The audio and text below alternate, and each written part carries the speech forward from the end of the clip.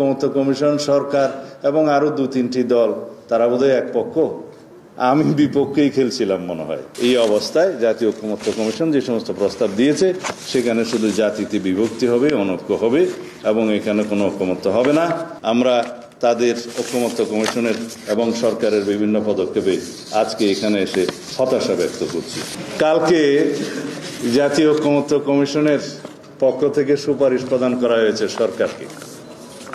I know some of you also understand Bangla. তার মধ্য দিয়ে আমরা কিছু সত্য আবিষ্কার করতে পেরেছি।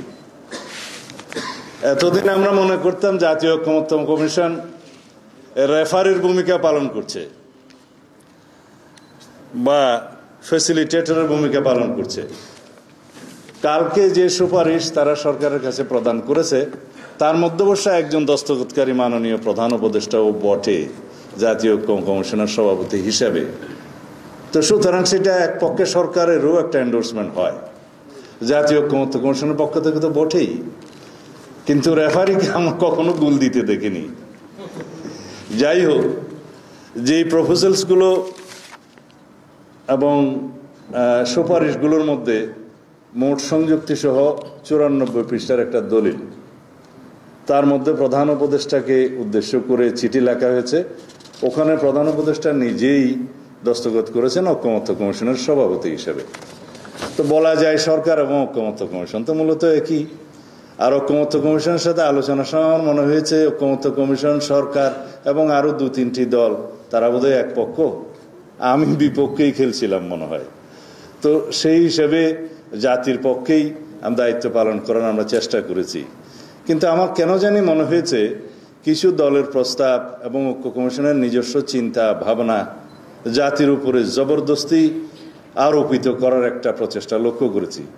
আমি আজকে এই কথাগুলো এই জন্যই বলতে বাধ্য হচ্ছি, কারণ যে দলিলটা প্রকাশিত হয়েছে সেই দলিলটা 94 পৃষ্ঠা আপনারা লক্ষ্য করে দেখবেন যে ওখানে ঐক্যমত্য কমিশনে যেভাবে ঐক্যমত্যে পৌঁছা গিয়েছে এবং যে দলিলটা 17 তারিখে অক্টোবরের পার্লামেন্টের সাউথ প্লাজায় ঐতিহাসিক অনুষ্ঠানের মাধ্যমে স্বাক্ষরিত হয়েছে, সেই দলিলটা হুবহু ওখানে নেই। শুধু আছে ঐক্যমত্য কমিশনের প্রস্তাব, রাজনৈতিক দলগুলোর যে সুপারিশ এবং ঐক্যমত্য হলো, কিভাবে হলো, নোট অফ ডিসেন্ট কোথায় কোথায় আছে, কোনো কিছুরও সেখানে উল্লেখ নেই। 48টা দফা সংবিধানের বিভিন্ন রকমের সংশোধনের প্রস্তাব সহকারে তারা আদেশ ওখানে আদেশের মধ্যে তফসিল হিসেবে সংযুক্ত করেছে, বলেছে এগুলোর উপরে গণভোট হবে। তো তাই যদি হতো 11 মাস বা 12 মাস ধরে এই কসরত কেন করা হলো জাতীয় ঐক্যমত্য কমিশনে? কেন মাননীয় প্রধান উপদেষ্টা ভাষণ দিয়েছিলেন জাতির উদ্দেশ্যে যে ঐক্যমত্য কমিশন গঠন করা হয়েছে, তার আগে সংস্কার কমিশন 6টা গঠন করা হয়েছে, তাদের সাথে আমাদের আলোচনা হয়েছে। সেই আলোচনার প্রেক্ষিতে পরে সমস্ত দলের রিকমেন্ডেশনস এবং তাদের রিকমেন্ডেশন জনগণের পক্ষ থেকে যে সমস্ত প্রস্তাব এসেছে সবগুলো মিলে একটা কম্পাইল্ড রিপোর্ট করে তার উপরে জাতীয় ঐক্যমত্য কমিশন কথা বলেছে সমস্ত রাজনৈতিক দলের সাথে। জাতীয় ঐক্যমত্য কমিশনের সভাপতি হিসেবে মাননীয় প্রধান উপদেষ্টা নিজে সেটা প্রকাশ করেছেন যে এখানে রাজনৈতিক দলগুলো যে সমস্ত বিষয়ে ঐক্যমত্য পোষণ করবে সেগুলো সংকলিত করে একটা জুলাই জাতীয় সনদ হবে, সেটা স্বাক্ষরিত হবে এবং সেটা পরবর্তী পার্লামেন্টে বাস্তবায়ন হবে। বিফোর দ্যাট যেগুলো অর্ডিন্যান্স এবং এক্সিকিউটিভ অর্ডারে বাস্তবায়ন করা সম্ভব সেগুলো সরকার করবে, এই ছিল প্রস্তাব। 31শে জুলাই দ্বিতীয় দফার আলোচনা শেষ করার পরে যখন জুলাই সনদ প্রায় পাকাপোক্ত হলো এবং প্রণয়ন হওয়ার আগ পর্যন্ত যে সমস্ত বিষয়ে ঐক্যমত্য হলো, সেই দিন হঠাৎ করে বললো এটা বাস্তবায়নের জন্য 2-1টা দলের পক্ষ থেকে বলা হলো বাস্তবায়নের জন্য আইনানুগ ভিত্তি চাই, বাস্তবায়নের গ্যারান্টি চাই। তা আমরা বললাম ঠিক আছে, সনদ প্রণীত হোক, বাস্তবায়নের উপায়, আইনানুগ ভিত্তি, গ্যারান্টির জন্য কি করা যায় সেই জন্য আরো আলোচনা হতে পারে। তারপরে আমরা আলোচনায় অংশগ্রহণ করলাম, আরো অনেক দিন আলোচনা হলো। আলোচনার পরে নির্ধারিত হলো, আমিই প্রস্তাব দিয়েছিলাম আমাদের দলের পক্ষ থেকে যে এই জুলাই জাতীয় সনদ প্রণীত হোক, সেটা বাস্তবায়নের জন্য আমরা একটা প্রজ্ঞাপনের মধ্য দিয়ে গেজেট নোটিফিকেশন করতে পারি, তার ভিত্তিতে এগুলো গ্রহণ করার পক্ষে জাতি আছে কি নাই।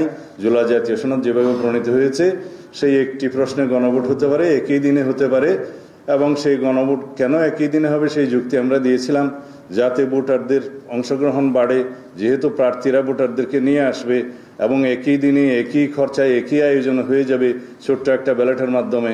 আমরা তখন সেই প্রস্তাব দিয়েছিলাম। দুই একটি দল বাদে বাকি সবাই সেই প্রস্তাবে একমত ছিল, এবং তারপরেও সেটা নিয়ে পরবর্তীতে আরও আলাপ আলোচনার জন্য কয়েকটি দল বলল সরকার সেটা পরে আরও আলাপ আলোচনা করবে। জাতীয় ঐকমত্য কমিশন তাদের সুপারিশে দুই দিকেই ওপেন রেখে তাদের সুপারিশ দিয়েছে, আগে অথবা পরে গণভোট হতে পারে এই ইস্যুর উপর। এখন মূল প্রশ্ন সেটা নয়, যার উপরে গণভোট হবে জুলাই জাতীয় সনদ যেটা স্বাক্ষরিত হয়েছে সেটা তো এই সনদে নাই, সেটা গতকালকে সুপারিশের মধ্যে নাই। আছে হলো যে সমস্ত প্রস্তাব ঐকমত্য কমিশন এবং দুই একটি দল দিয়েছিল, সেই প্রস্তাবগুলো যেন ওনারা সরাসরি ওই আদেশের মধ্যে, খসড়া আদেশের মধ্যে তারা অন্তর্ভুক্ত করলো। তফসিল হিসাবে বলা হলো এই 48টা দফার উপরে গণভোট হতে হবে। এখন সেই আলাপ তো হয়নি আমাদের সাথে। ঐকমত্য কমিশনে ঐকমত্য হয়েছে with note of dissent certain পয়েন্টসে, যে সমস্ত রাজনৈতিক দলগুলো এই সমস্ত নোট অফ ডিসেন্ট দিয়েছে সেই সমস্ত নোট অফ ডিসেন্টগুলো তারা ইশতেহারে, নির্বাচন ইশতেহারে উল্লেখ করবে। আপনারা দেখুন সেই ছাপানো বই যেটা আছে সেই ইশতেহারে উল্লেখের পরে যদি জনগণের ম্যান্ডেট প্রাপ্ত হয় সেগুলো তারা সেভাবে বাস্তবায়ন করবে। তো জাতীয় ঐকমত্য কমিশনের উদ্দেশ্য ছিল ঐকমত্য প্রতিষ্ঠা করা। এখন এখানে এসে এই অবস্থায় জাতীয় ঐকমত্য কমিশন যে সমস্ত প্রস্তাব দিয়েছে সেখানে শুধু জাতিতে বিভক্তি হবে, অনৈক্য হবে, এবং এখানে কোনো ঐকমত্য হবে না।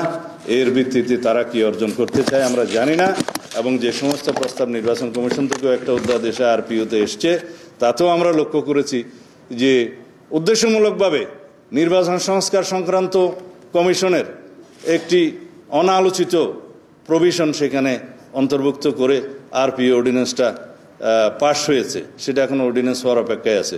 যেমন জোটভুক্ত যে কোনো রাজনৈতিক দল তাদের স্বাধীনতা ছিল নিজস্ব প্রতীকে অথবা জোটের যে কোনো প্রতীকে নির্বাচন করতে পারবে। হঠাৎ করে তারা একটা অগণতান্ত্রিক পদ্ধতিতে বলে দিল যে জোটভুক্ত হলেও তাদের নিজস্ব প্রতীকেরই নির্বাচন হতে হবে। দেখলাম আরেকটি রাজনৈতিক দল তাকে সমর্থন করে যাচ্ছে। তো এটা পক্ষপাতমূলক আচরণ আমরা আশা করি না।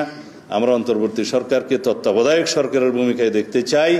তারা যেন নিরপেক্ষভাবে আচরণ করে এবং তাদের সমস্ত কর্মকাণ্ডে যেন জাতি একটা আশ্বস্ত হতে পারে, ঐক্য থাকতে পারে, সেভাবেই যেতে হবে।